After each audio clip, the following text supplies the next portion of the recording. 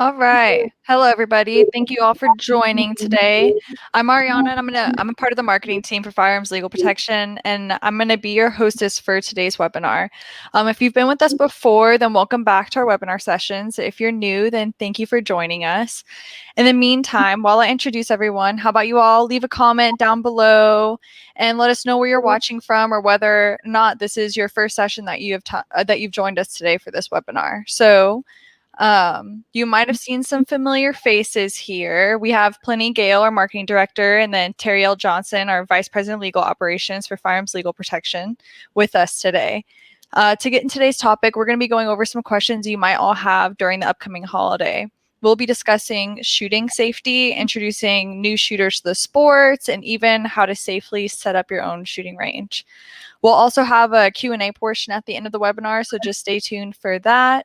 And I'm going to go over the comment section real quick. But initially, whenever you guys all signed up, you were prompted to put any questions you might have had over the topic.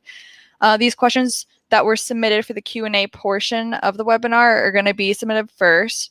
And then if you guys have any additional questions, just make sure to put them in the comment section. And we'll try to make sure to get all those questions answered as best as we can. But down in the comment section, for any of you watching on YouTube, there's a button where you can access the Firearms Legal Protection webinar discount. So make sure you click in there just to learn more about us and what we can offer for you. If you're interested in any of you on Facebook, there's a link in our description box for the webinar for you as well. But I think I've been talking enough at this point, so I'm going to let the big guys talk. Yeah. How hot is it in Texas right now? Oh, I haven't been outside since this morning, and but I hear it's pretty hot. So we're sub 100 still. So I mean that's a good day, right? There you go. Better than But I'll let you guys talk about our topic today. I was just gonna pass the mic along to you, Terry. So you just started off really good there. No problem. Well, I'm going to hand it right over to Pliny, and I'm just going to chat with him. Ariana, thank you. And Pliny, welcome, and great new set and great new opportunities here. So what are we talking about tonight? Yeah, so the last couple webinars, it's focused very heavily on legislation and a lot of legal topics. And that stuff's interesting. Of course, it's always relevant. But I think we wanted to just take a slight break from that and kind of get back to something that we all enjoy, that kind of brings us all under the same umbrella, and just talk about what probably got most of us into all this is just the joy of having fun, going out and shooting. So today we're going to talk about everything from ways just to be safe, ways to introduce new shooters to the sport, whether that's people maybe starting from a young age, maybe that's friends and family, so that it's not a scary thing, so that it's a welcome, friendly thing, and just the idea of shooting recreationally and also shooting for personal protection, just opening up those concepts a little bit. Then we're also going to talk about kind of where to shoot, some safe places to shoot. And then at the end of all this, we're going to have a Q&A session. We've got some questions, as Ariana mentioned earlier, that were pre-submitted. So people can feel free to put questions in YouTube. We're not really seeing anything from Facebook right now, but if anybody has questions in YouTube, we may be able to answer some of that stuff. But any pre-submitted questions, we'll try to make it through the majority of those. So that's what we're talking today. Sounds good. So let's start up. I'm ready. Yeah. So it's July 1st, right? Got a long holiday weekend coming up. Yeah. A lot of people are probably going to want to get out, shoot their guns, have a little fun this weekend. Do we have any advice for those folks? Well, absolutely. You know, holidays are always a good time to come together with family and friends. And, you know, some of us will either go to the shooting range, and some of us may even own property that, you know, you can actually shoot on. But remember a couple of things here. The first thing I want to say is always act safely. Okay. Remember at least the four rules of safety. We'll go over those during the course of this, but you can never, ever be too safe when it comes to a firearm. The other thing I want to definitely mention in here is, even though it's the 4th of July weekend coming up, you know, we get that extra day. I don't get it, Pliny. I still have to work. I know you and, you know, some of the other staff, you know, get the day off, but I'm still out working on that day. But remember this more than anything else, firearms and alcohol just don't mix. Okay. Yeah. If you're out and you've got friends and family over and, you've had, a couple of beers or, a shot of something, just remember, that's probably not the safest time to have a firearm in your hand. That would be the basic advice I would start off with. Just again, make sure you're safe, make sure you're staying away from the alcohol and firearms together. I'm not telling you, don't drink. I'm not telling you to drink. I'm just saying if you decide to do that, let's make sure we separate the two and just don't bring those two things together. If you're going out to the lake, going out to the property, whatever, go have fun, shoot during the day, be safe, and then come back and have a nice relaxing drink later, but don't get them out of order. No, and here's the other thing, for those of you who live in places where you can shoot or on your property, or more importantly, you're not sure, always check with your local government. And I really hate to say that because they don't always give you the right answers. But more importantly, you need to know if you decide to shoot on your own property. And I know a lot of people in the urban areas are like, where are these people living, right? But if you've got like lots of acres and things along those lines, make sure that it is within your city code that you can discharge firearms on that on that property or in that city, because you would be amazed at how many people think, hey, I've got all this land, so I can automatically do this. There are some places that actually prohibit that. So you don't want to start off your holidays, in jail. It's not a good place to do it. No, not a good way to celebrate independence, right? Yeah. This is about freedom, not incarceration. So yeah, man, absolutely. And I think that's a fantastic point to bring up, because I know locally here, I think you always have to be outside of city limits. And then there's some places that if you're in an unincorporated town, you have to be on at least 8 acres. And that's just the legal side of it. I think beyond that, there are other steps to take just to make sure that you're being safe. Being legal and being safe obviously aren't the same thing. Correct. And, you mentioned where you are. That's for those of you who are watching from all over, that's in Texas. Yeah. And again, it's going to vary. But again, if it's 7 acres or 7.5, and if what Pliny said is correct, you need to be very careful. But here's some other things to really keep in mind. Again, the 4 safety rules that we all know and have come to appreciate. One of the big ones is know what's behind your target. That's one. You always hear somebody say, hey, I didn't know this was back there. I was just kind of shooting at a can. I didn't realize how far a round would travel. I mean, we had a situation here where a guy had a range that he had built on his property, and someone came with a long gun that really wasn't approved for the range. And it actually went through the backstop and went through a neighbor's house.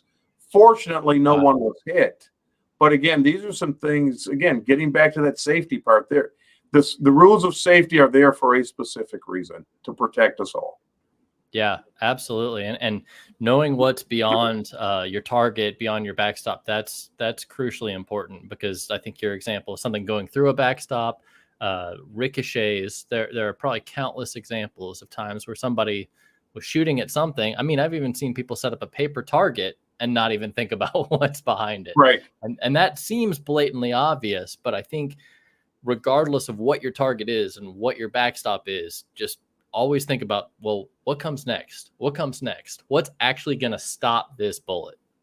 Right. And here's the other thing, when you're on a outdoor range, and I'm just going to call it a range, even though it may not be officially a range, but make sure you know where everybody is. Okay. Mm-hmm. What I mean by that is, if there are 10 people at your house, make sure you know where all 10 people are, because if 2 of them or 1 of them decides to take a hike back into the woods or something, you don't want to get a surprise later that, a round went right by their face, or worst case, possibly hit them, injured them, and God forbid, may have even killed them. So know where everyone is if you have people over and, engage in that type of activity where it's legal to do so. Yeah, and there's so many great outdoor ranges, and if you look at the way they set up everything, it's very intentional. There's a large backstop. A lot of times, ranges in my area even have, I'll call it a header. It's something that you can't even see to aim over it, so it forces you mentally to aim down. They set that up. They have a line of fire they call a hot range. They call a cold range. They manage it very well to make sure everybody's staying safe and behind that line of fire. Well, Plenty, when you say hot range, what do you mean? Explain to the folks when you say hot range what that means. Yeah, good question. The RSO will very frequently call range is hot, meaning everybody is okay, approved to commence fire. We are all shooting now. And they will call a ceasefire, which indicates a cold range, meaning we are now stopping our fire. Everybody's going to take a step back. A lot of times they'll say, lock your action open, bolt back, drop your mags. Depends. The exact language may vary from one range to another, but the cold range is just a way to assess that everybody is in agreement that we are not shooting right now. Exactly. And those are the things, again, following what we said at the beginning, the safety rules. That's part of the safety rules, which is following the orders of the range where you are. Yeah. And that's in the instance of a formal established range. And I think especially on a holiday weekend or people who have property, or maybe somebody goes out to somebody's farm to go shoot, you may want to set up kind of your own impromptu range. You still need to be aware of the exact same safety concerns. Oh, exactly. And again, make sure if you decide to set that up, that it's legal within the jurisdictions. And here's the other part of this. Again, and I can't stress this enough, just be careful of knowing where everyone is. The worst thing that could happen is, a bullet goes further than you think it's going to go. What if it hits a car? What if it hits a kid, riding on a bike? You're liable for every round. I mean, Pliny has said this to me before, every round is attached to an attorney, right? Yep. I disagree. Every round is probably attached to 3 attorneys because, there's, one side's going to defend you. One side's going to maybe prosecute you. You may have another side that's going to come after you for civil matters. So be very careful when you place your finger on that trigger and decide to pull it back. Yeah, definitely. So for anybody who's looking to go out and shoot on this holiday weekend, a lot of ranges are actually open on the 5th is when it's actually going to, most businesses have off, but a lot of ranges will be open. So I would suggest go out and just see what ranges may be open. Don't assume that they're automatically closed. We recently posted a blog article. It just went live, I believe yesterday or the day before, on the firearmslegal.com site that just outlines indoor ranges versus outdoor ranges, just some things to keep in mind. Maybe pick a range that's a little better for what you're trying to do. Just some good options there. So some things to look at aside from just assuming that you got to go out in a field somewhere and just set up targets and shoot. And here's a couple of things just to piggyback on that, Pliny. Again, remember the rules of the range. Okay. Yeah. If you walk into some of these ranges and you smell like alcohol, they're not going to allow you to shoot. Now, in some of the states that, we're in, obviously Michigan is one, and there's a few others, marijuana is legal. Okay. However, you don't want to go there smelling like marijuana, because if you do, most ranges, if not all, will not only ban you for the day, they may permanently ban you from going there. So this is a legal activity where you are. Make sure that you do it after you get off the range, not before you go on. You want to make sure you've got all of your faculties about yourself so that you can go out and not only enjoy yourself, but safely participate in shooting a firearm. Yeah, I mean, that goes right back to your point earlier. Having fun shooting guns and having fun other ways, don't mix them. Exactly. So something that I have heard comes up in circles of attorneys every 4th of July is people wanting to go out and not shoot off fireworks in the air, but shoot off something else. Their mouth? Well, yeah. I mean, I do that enough, but no, I've heard in certain areas people just say, forget the bottle rockets, forget the M80s, let's just shoot our guns up in the air. Yeah, in some Why is that a bad idea? Well, in some places, that's done New Year's Eve. I've seen, other holidays. And here's the thing: I want you to think about it from this perspective. A lot of things can go wrong when you don't know what you're shooting at. Yep, Yeah. I'm just going to shoot up in the air. I'm going to shoot at the moon. Well, that's wonderful, but You're the not going to problem hit is it. you're not going to It's hit going to it. come back. It's coming back, and where is it coming back to? What's going to happen when that round comes down? Okay, it's harder to control. You don't know where it's going to go, and someone can get injured. And again, here's the problem that you may run into. You can face a lot of criminal charges for that. Let me just say a couple of them. It could be potentially discharging of a weapon in a within city limits. That could be illegal in some places.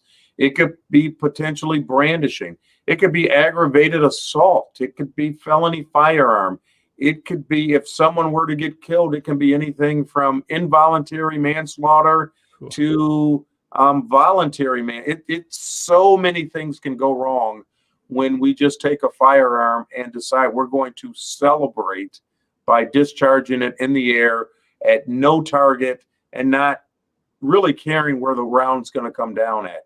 And the other part of that is not only the criminal charges, but the civil charges or civil case that can come towards you.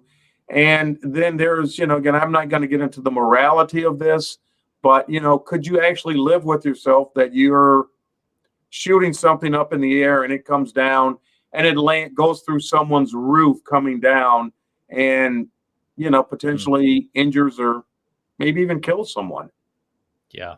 So what started as just reckless fun, shooting guns, gets pretty serious pretty quick. And what's the word you used in there? Reckless. Yeah. That's when you have a firearm, one of the things you always want to do is make sure you are in control of that firearm. If you're not in control of that firearm, bad things can happen. Yeah. And all excellent points. And one thing I've always said, if you go to the range, when I teach my classes, my concealed permit classes, I always tell folks, listen, we go to the range, I will buy you any target that you want, but you get one of two choices. The choice that shows the sky with the sun and the clouds, or the one that shows the grass. And those are never there. And the reason that they're not there is that's not how we're taught to shoot. We're always taught to shoot at center mass. Yep. So all of these things keep coming full circle about what we should do and how we should handle ourselves in situations with firearms and firearm safety. Yeah. That's all excellent info. One thing that I was thinking about as you were saying that, so we talked about ranges, we talked about some places not to shoot. And I think there's probably we saw so many people get into firearms in this last year. There's probably a lot of people just wondering, well, where can I go shoot? Yeah, there's one range near me, but they're maybe not accessible. So how can I find a place? And so I wanted to bring up, there's a really cool website. This is actually from the National Shooting Sports Foundation, NSSF. It's just wheretoshoot.org. So you can go to wheretoshoot.org. I think you just put in your zip code, maybe you put in your full address, and it actually pulls up places near you. So they do this for gun ranges to help them kind of reach out to people so that people can discover them. But it's a really helpful resource for anybody just wondering, well, what places are even around me? What options do I have? So that's a great resource that I'd like to bring up. And the good part about that is, you've got people who are traveling. I saw the numbers. It's going to be a huge weekend for travel. And those of you who are outside of your local areas, the website that Pliny mentioned, wheretoshoot.org, is it, or .com? I think it's .org, yeah. .org. Go to that site, if you're traveling and experience some new ranges. I mean, get outside of the norm of what you normally do and, try a few different places out. Yeah. And there's one other option that I was also thinking about, and I know, Terry, you in Michigan and me here in Texas, we don't really have this option. For people who are lucky enough to live out west, where there's a whole lot of federal public land. And I know in Michigan you've got some. Texas we have a little, but it's few and far between. There are actually places, properties just owned by the Bureau of Land Management, where it is legal to go out and shoot. Sometimes that's just open desert. Sometimes people have gone together and built a little shooting range out there. Is there anything people should know about just going out and setting up at a place like that? Well, here's a couple of things, especially if you're on federal property. Be very, very careful.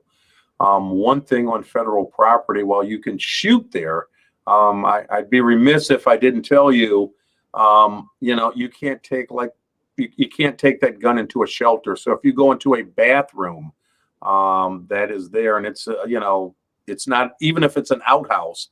If it's a structure, you can't have your firearm in there with you. Or if you go into a souvenir shop on those lands, that is illegal, and you are violating federal law, not state law. So be cautious of that. But in the places that the Bureau of Land Management has, if you're able to shoot there, again, follow the safety rules. Make sure you know where you can and can't shoot, and what the parameters are. One of the things to keep in mind is what kind of rounds can you shoot off. When I go into gun ranges, one of my guns, I've got an FN57, which I absolutely love. I know Linda absolutely hates when I bring this gun up. She believes I stole it from her, but I didn't. No, another story. But that FN57, based upon the ammo that I have with it, in some ranges, it won't even, they tell me, nope, you can't shoot it here. So kind of make sure if you have a special kind of ammo that you're allowed to, shoot it wherever you're going. I saw we just got a comment on YouTube from Chuck saying you need to be careful about fire danger. Absolutely. In Dallas, there was a range that actually burned down. I don't know if it was tracers or incendiary rounds or even just a steel tip round that sparked off something. But whenever they say, these ranges say, hey, no steel case, no steel tip, no incendiary, they mean it. And there's a good reason. And it's not just because they're trying to kill your fun or restrict what you can do. There's actually a reason before it, for all of that. And here's the other part. With ammo being like it is today, let's make sure you want to get every enjoyment you can out of every round that you can, because it's just not there to waste like it used to be, so to speak. Absolutely. Well, and I think that the limitations on ammo brings up both sides of this, because you don't want to waste it. But I think there's also a lot of people who are just scrounging whatever ammo they can find on the shelf. And maybe that's bimetal Russian made stuff that you absolutely should not be shooting in a certain range.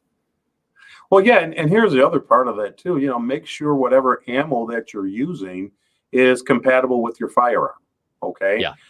Just don't say, well, I've got a 44, but I'm going to use a 38 round. I'm going to use a 350. Make sure all of these things are compatible, because you're going to have other problems if that thing goes boom right in your face because you've used the wrong ammunition.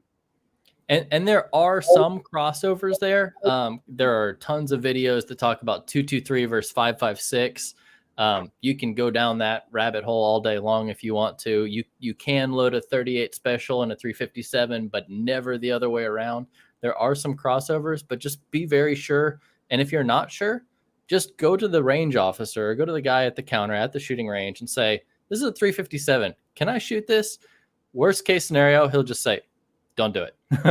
Right. So better to have that, just not even humiliation, but just be shut down a little bit than to do something dangerous. Yeah. And, here's the other part, you're talking about ammo, a lot of people, and I know this was in our recent newsletter, a lot of people are even trying dry fire exercises. There are companies out there that literally have mechanisms in place that you can get the same feel, almost the same feel of practice that you could with live ammunition. This is something you can do indoors. This is something that you can do maybe in your office, depending on where you work, in your basement, etc. But again, whenever doing these things, make sure you are following the safety rules, because again, the moment you get outside of those safety rules, bad things tend to happen. Yeah. And there are some like cert pistols and some dummy rounds where you're not actually using a real firearm. I like those just for the idea of that you can't make a mistake.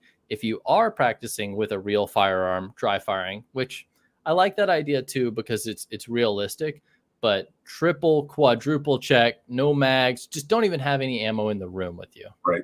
Exactly. I mean, negligent discharges are with us, unfortunately, and I've seen the best of folks make those mistakes. And again, it's unfortunate. It happens.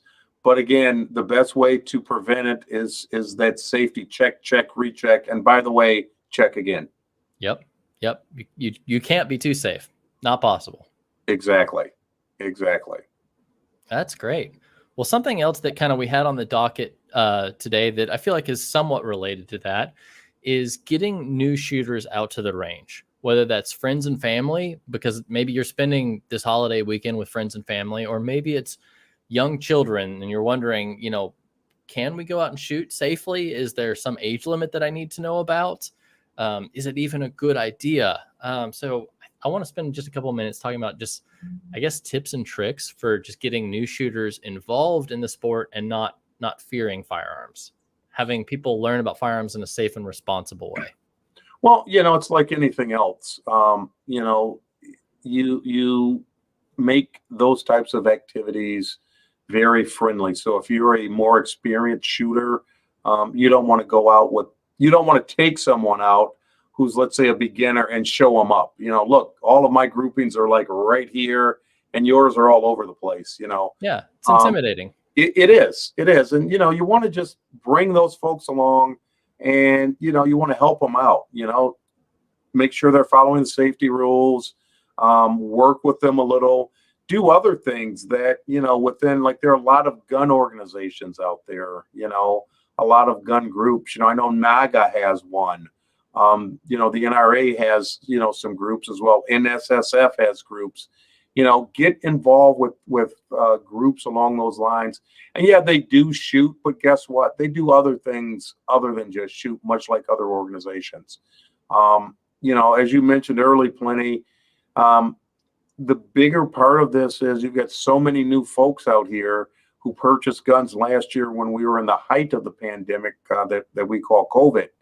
And you know what? Now might be a good time to get them out and say, hey, look, you purchased this gun about a year ago.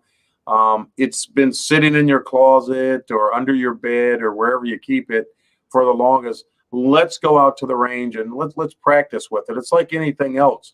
If you don't use those skills, if you don't practice with something, you can never perfect it. And, heaven forbid a bad situation happens, you're going to resort to your least amount of practice that you've ever done. And that's not good. Yeah, that's an excellent point. I mean, if you bought it for a reason, you should be prepared and at a minimum be proficient. At a minimum, yes. Yeah. And I think something that really helps that I like to offer to people, and I think a lot of people believe this as well, whenever you're getting new shooters involved in the sport, start in a living room.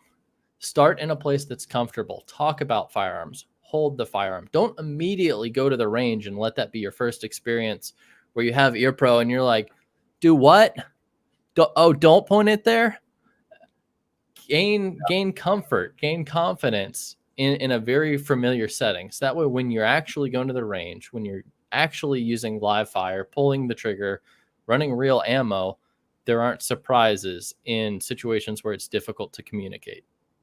Oh, I agree. I mean, I look at it, I golf. A lot of people say not that good, but I do try and get out. But, it's just kind of like you don't want to take a beginning golfer down to the Masters and put them on A-man corner and say, hey, what did you think? It's intimidating, but what you do is like you said, you take them to a place that's relaxing, that's secure. And the only expectation that you really need to have is just make sure, you're safe and we're going to have a little bit of fun. Yeah. It's a safe learning environment. Absolutely. And most of your ranges, have that. And again, if you're on someone's property that doesn't, again, just make sure you're not pointing the gun at anything you're not willing to destroy. Keep that finger off the trigger till you're ready. Till you're absolutely positively ready to shoot. Even, in training as an instructor, you're in the booth with someone and, you say something to them and they turn this way and the gun's pointed at you. You're like, no, go back, Yeah. Um, I think that happens way too much. Yes, absolutely. So make sure we're following those rules and keep it fun. Yeah. And just in the realm of being safe too, eyes and ears. Like it's really basic, but it's amazing the number of times we forget stuff. Or, I mean, I don't know how long I've been shooting guns, but I've definitely shown up at the range many times and said, I left my ear pro at home. Or even you're going out in the field, I'm just going to shoot once or twice. Be safe. Put in your ear pro. I couldn't hear you. I forgot my earbud. Oh, there we go. We go. Okay. Yeah, but that's a good point because you can damage your hearing, especially indoors if you don't have that. And as you well know, when rounds go off, there's a ringing, and people, it could be in your head for a while. And if you're trying to get new shooters interested and excited about this sport, immediately damaging their hearing, not a good way to go. No, not by far. And a lot of people say, well, I don't need the glasses. Well, actually, here's the other part about that. Think about if you could tell me precisely, where a casing is going to land, then maybe I would agree with you. But nobody knows where they're going to land. Again, it comes down to it's going to eject. It's going to depend on where you're like this, where you're like this, where you're like that when it ejected.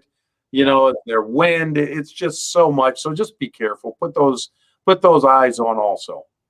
Yeah, and something I wanted to bring up, just a little plug. We announced this just a couple weeks ago. So for members of Firearms Legal Protection, we actually started this new section called Smart Discounts. So if you go into your member portal, there's a button called Smart Discounts. And actually, as an FLP member, you get a discount with some of the brands that make eye protection, ear protection. You can get good deals on good quality active ear pro. So we're not going to give out those coupon codes right now. Not going to give out the link, but if you're a member, go check that out in your portal. It's a fun little benefit you may not know you had. Outstanding. That's why I'm glad I'm part of Firearms Legal. I'll tell you, getting things like this and partnering with, other industry folks that will, help us out like that and help members out. I think that's fantastic. Yeah, there's lots of cool stuff, lots of cool brands in there. So, Pliny, what are you doing this weekend? What's your plans for shooting? Are you going out and doing any shooting? What are you going to be doing?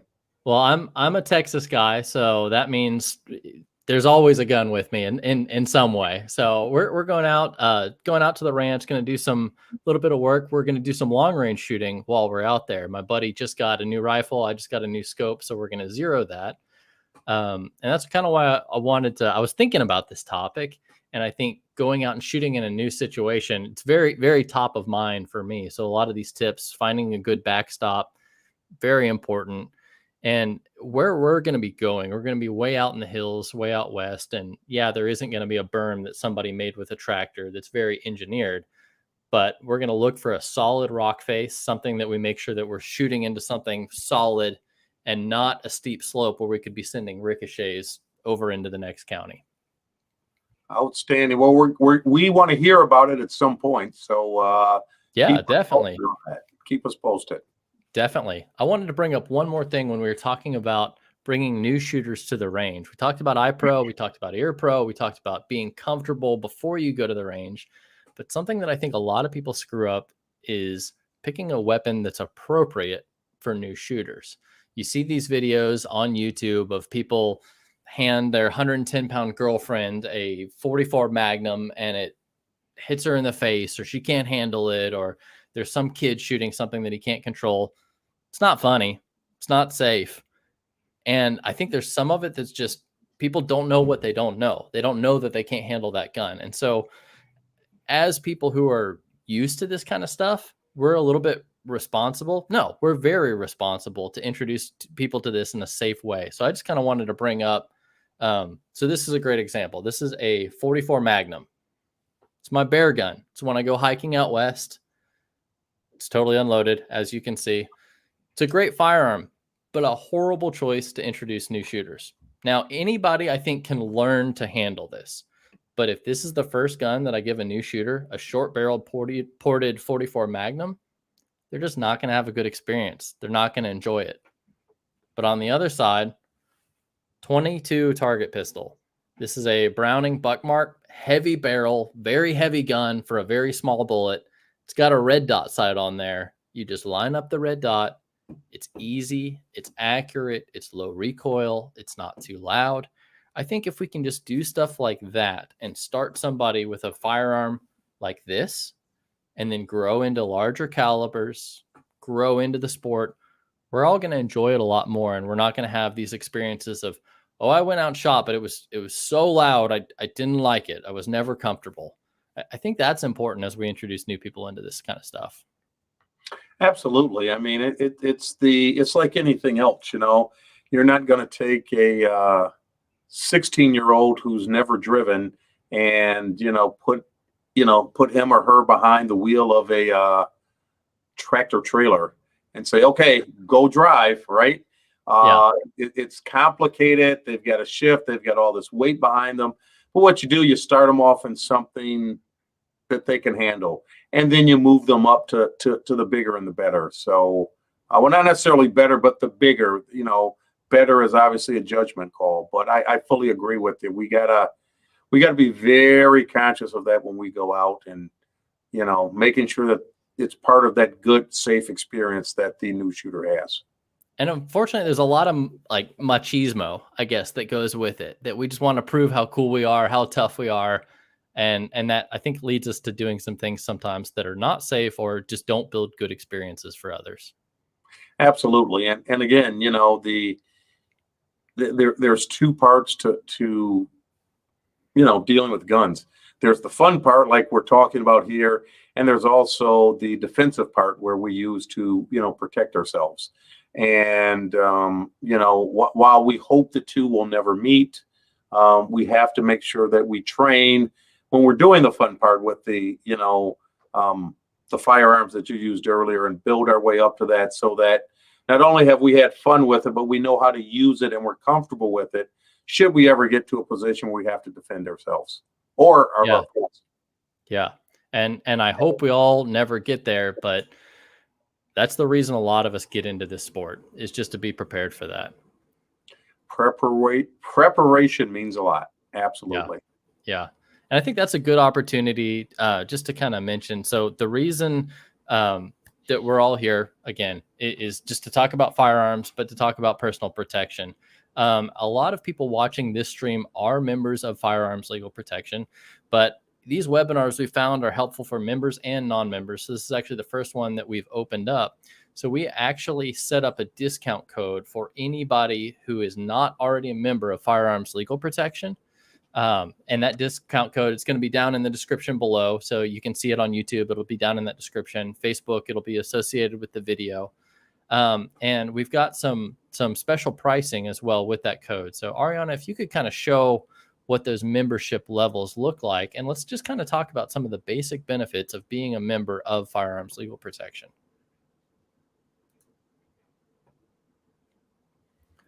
So we've got 3 different membership levels. So individual basic, that's basically the single state membership. Several things that come with it. Individual premium, that is just an extension. It goes above and beyond the coverages, the benefits of the basic, and it also works nationwide. And then we also have a family membership. So Terry, anything you want to add about these? Here's the great part. There's some things on there that you really don't know, as a member of Firearms Legal Protection, just knowing that you have the assurance that if something were to happen, you get an attorney 24 hours a day, 7 days a week. The good thing about that is we've had members who have had accidental discharges, even though, it's not something we cover, but they know that, hey, I need to get to an attorney real quick. I've got FLP. They're going to help me. They're going to help me do something. I need to talk to someone to calm down, or I got a question, I'm in this area. Having that access to an attorney 24/7 as a member is phenomenal. And the other part about this, as we mentioned earlier, traveling across the country, you've got the MyFLP app, which is available now to every member, regardless of whether Mhm. you're the basic, the premium, or the family. And the beautiful thing about that is it gives you the laws in the states that you're traveling to, and it lets where you can carry, where you can't carry, and some of the other nuances. So things along those lines to help protect you legally is something else that Firearms Legal Protection is all about. And it's if you're not a member with these prices, you really need to click on the link, sign up, and become part of our family today. We've always got room in our family for more folks. Absolutely. Absolutely. And as we go out into the range just to practice and train, I see so many people who are practicing their super fast tactical reload, or they're practicing running around in body armor. If you're ever in an incident where something goes bad, it's far more likely that you're going to need legal protection than that you're actually going to need body armor, or that you're going to need to slap in another 15-round mag. So having that legal protection is probably the most important thing you can carry. Well, yeah, it's the fight after the fight. You get through that, whether body armor or not, or you're training, there's going to be another fight afterwards. And you have to be prepared for that. And let us handle that fight if you're defending yourself or others. As we always say, Pliny, protect yourself. Firearms Legal Protection will protect you. You betcha. You betcha. So hopefully we can all get out, go have some fun, shoot safely. Hopefully you learned some stuff kind of in the first section of this webinar just to talk through that. I think, Terry, do you have anything else to add before we kind of get on to some questions? Yeah, summer's here. We've got the 4th of July. I want to throw this out as some of you are traveling. We've got a huge event in South Carolina in Charleston, which is July 31st. We're going to be beautiful place to be in the summertime. Oh, it's gorgeous if you've never been there. And it's not just for South Carolina folks, it's for everybody. But we're going to have some seminars there. We're going to have our friend John Correa from Active Self-Protection there. You can have lunch with John, and we're going to have an attorney panel to answer some legal questions at the end of this. So I'm sure Ariana will put a link in there. I highly, highly, highly encourage you all to come out. If you're a member, I believe it's like $30. If you're a non-member of FLP, it's $50. So again, another reason to sign up, get a discount there. Lunch is included. Come out, meet and greet some of the FLP family and some of the employees. Pliny will be there. Yeah, they're letting me go to this one. I'm excited. We're looking forward to it. We're looking forward to it. So come on out, July 31st. That's about 30 days away from today.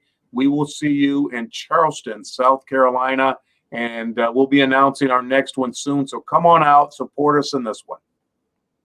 All right, that sounds great. I look forward to the event. It'll be fantastic. All right. Well, Ariana, I think let's go ahead and take a look at some of these questions. So just to remind people of the format a little bit, we've talked through some of these YouTube questions, but this is stuff that people submitted in advance. So if you're a member, we'll send you an email ahead of time, and we got a lot of great questions in there. We don't have room for all of them. Some people even ask the same question, so we're trying to double up a little bit. But let's roll some of those.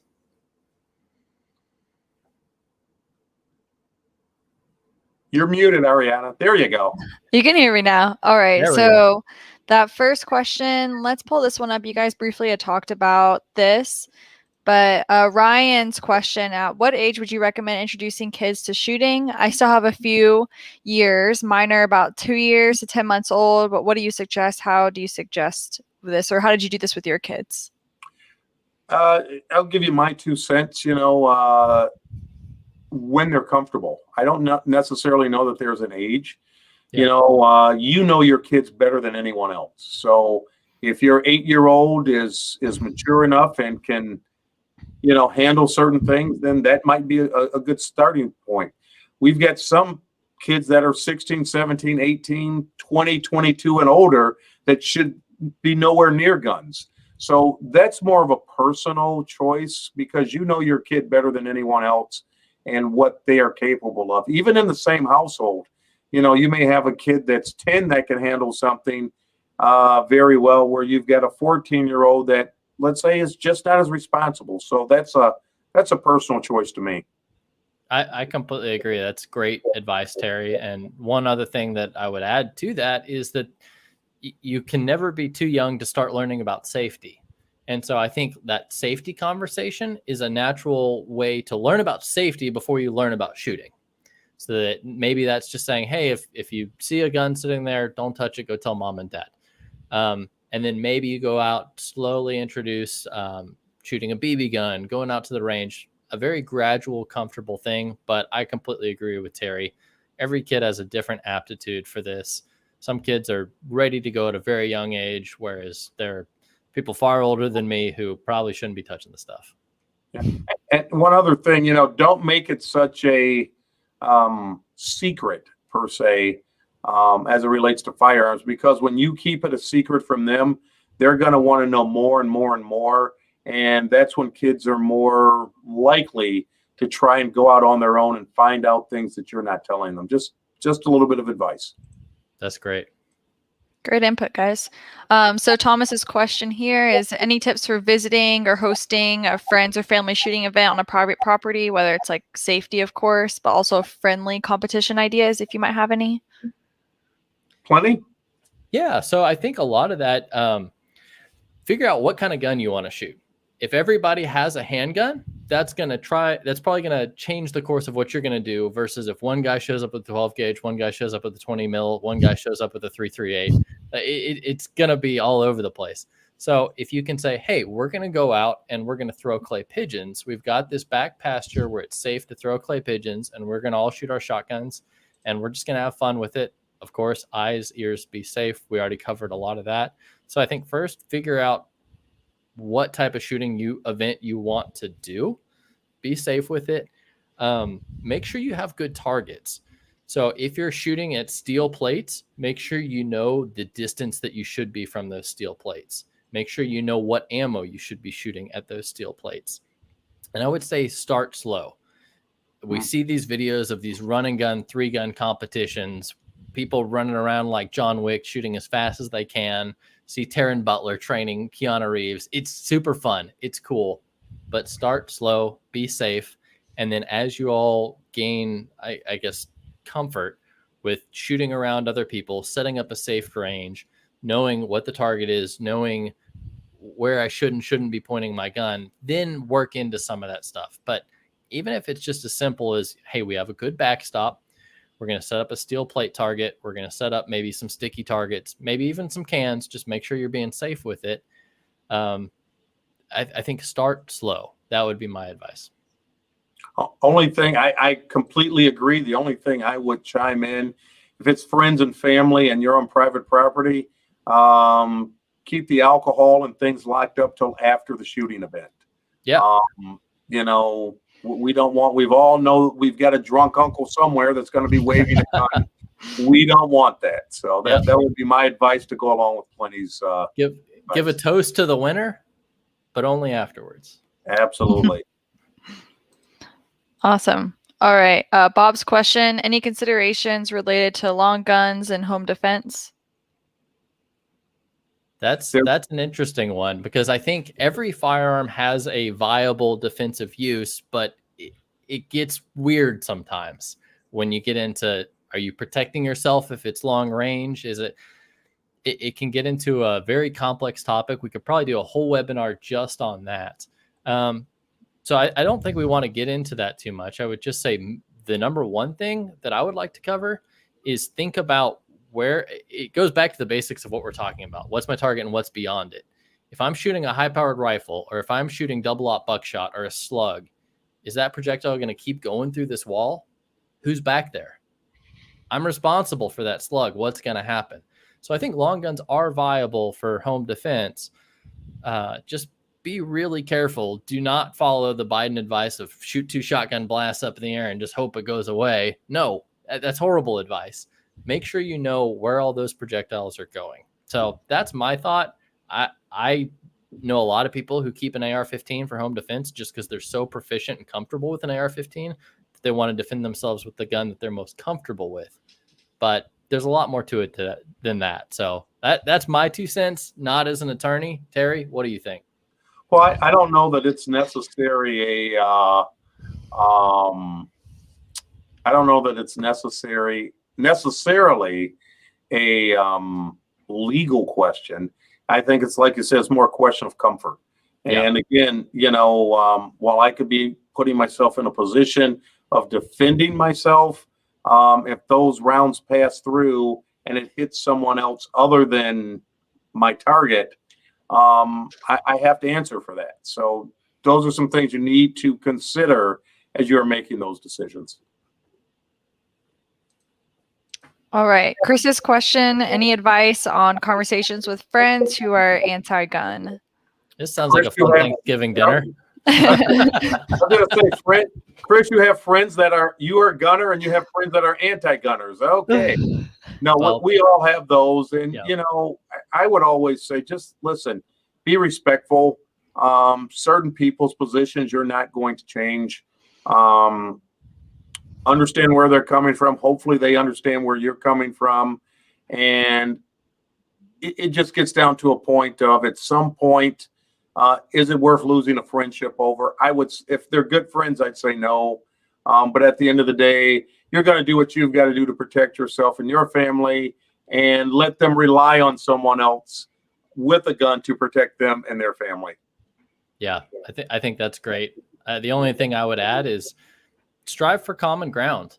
Strive for, how we like to feel, secure and safe in our own homes. Well, ultimately, that's why I do this. Or whatever the common ground needs to be. Don't focus on where you disagree. Try to unite and bring people into where you actually do agree, and then grow from there. Absolutely. All right. Jeff's question, any tips to safely shoot in my backyard? Well, how big's your backyard? I mean, assuming it's legal, again, my big thing is, it's the, what kind of backstop do you have, if any, and what's behind it? Those are the big things I'd be focused on if, in fact, I was able to shoot in my backyard. Yeah. Yeah, and we covered a whole lot of that earlier. And I think there are a lot of people who want to just shoot, right off the back porch where they've got a couple acres and it's cool.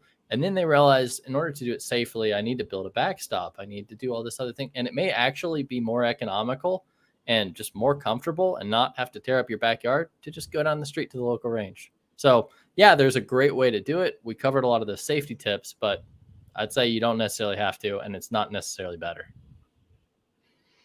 Well, you answered one of the next questions, because it was on suggesting to create a good backstop that is economical. But you kind of went over that. But is there anything else you want to say over that for Robert? I would say work with natural terrain.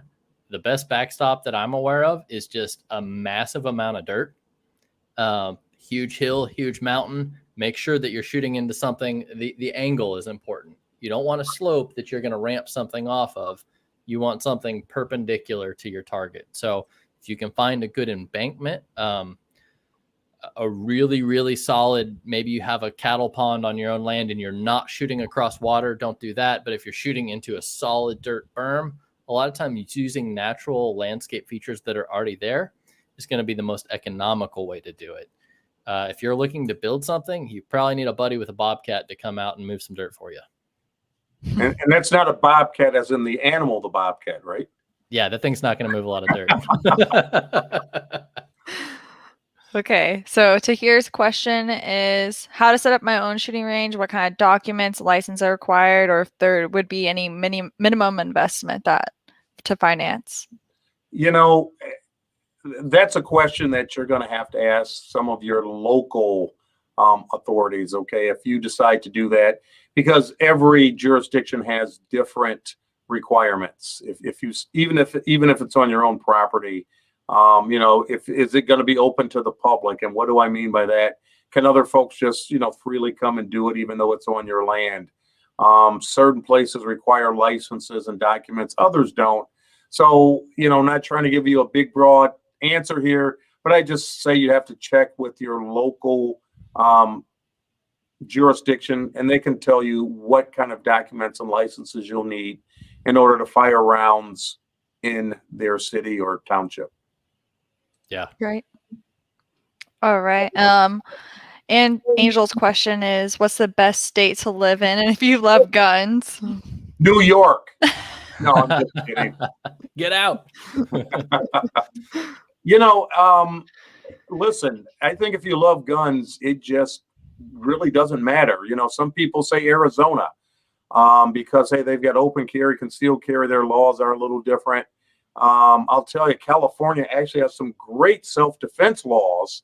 However, their laws on carry, they're a little different. Some people believe states that have constitutional or permitless carry is better. Some people believe, hey, I can open, but I can't conceal. I don't really have an answer for that, but I'll say wherever you are and you love guns, as long as you're following the rules of where you are and you're doing it safely, that's a great state to be in, because you get outside the United States, you don't have a lot of the options that, you have even in some of our worst states in order to even carry or possess a firearm. Yeah. And to go into like a state by state conversation, I agree that it changes so quickly. And generally, there isn't one place that's an absolute better than others. There are some that I would say, yeah, probably avoid that one. But if you've got the MyFLP mobile app, you can go look at the reciprocity maps in there. I know that's only one part of the conversation. Some people may be talking about land to shoot on, land to hunt on, different other gun laws. It could go into so many different things, but reciprocity is at least one good place to start. So you may want to check out those maps just to see what states kind of view things in what way. Gotcha. Well, Pliny, we know what you're doing for the holiday, and I'm sure lots of people want to know about Ariana. What are you doing for the weekend? Honestly, I mean, I was trying to find a good place to go look at fireworks on Saturday, so on the 3rd. But I think I'm just hanging out by the pool with family and friends. Nothing too crazy or fun. Just trying to stay safe. There you go. Yeah. Outstanding. Mm-hmm. Well, great. Terry, how about you? Terry's got work to do. I got to make sure our members are, protected should anything happen over the weekend, and we're making sure all those things are in place. I might have a moment to, throw a hot dog on the grill. I don't know. Other than that, I'm going to be around making sure everybody is enjoying themselves, and I may even take some time off next week. So there you go. Our whole legal team works so hard just to make sure that everybody is protected and covered at all times. That phone never goes to voicemail. It always goes to an attorney. And that's so important for what we do here. Absolutely. Hence the bags under the eyes, but that's a whole nother story. All right. Anything else that we want to bring up in our summer shooting special webinar? I mean, we had one main general question, which was over this, and you can take over that, Pliny or Terry. Constitutional carry in Texas. We talked about this a little bit in our last episode, how kind of we like to call it permitless or unlicensed carry. And we actually have an event coming up. If you're in North Texas near the Frisco area, Frisco Gun Club on July 15th, it'll be 5:30 to 7 p.m. We're going to have a whole seminar talking about this change and what it means. A lot of the licensing requirements to get the Texas LTC, it was called the CHL when I got it. Now it's the LTC. A lot of those rules actually didn't change. Just the requirement for the license itself changed. So there's a lot of things that people are really excited about. Oh yeah, I now don't have to have a license to carry, but there's things you should still know. So in that seminar, we'll be going through all that stuff. Ariana, can you post a link to how people can sign up for that seminar? Maybe just put it in the chat, put it in the comments. That'd be excellent. Yep. I'll post it just like the South Carolina one right up in the comments section for you. Perfect. And here's the thing with that, it's taught by a phenomenal attorney, Josh Healy. He's in our network, and I highly encourage you to come out and hear Josh, phenomenal attorney. Something happens, he may be one of the guys that, or gal, well, not a gal, but he may be one of the attorneys that would come out to help you there in Texas. So, please come out, support us out there, support our event in South Carolina. Again, we've got a lot of great things going on so that not only we can help you protect yourself, we want to make sure that you're taken care of legally with the understanding and knowledge so that you don't cross that that fine line to end up losing your freedoms or independence on this upcoming Independence Day and beyond. So with that, I think we're just about out of time. Is that right, Ariana and Pliny? Yep. I think so. So Yeah. thank you to everybody who joined. Ariana, close us out. All right. Well, that is going to conclude our webinar. Thank you all for joining to learn with us. And remember, those 2 links are going to be in the comment section down below for those seminars if you're wanting to join, whether it's in South Carolina or Texas, because we have options for you. And again, thank you everyone for watching, and thank you Firearms Legal Protection for having us. Remember, protect yourself and we'll protect you. So have a really good night, and we'll see you later. See you in South Carolina, folks. That's right. Y'all stay safe. Bye-bye.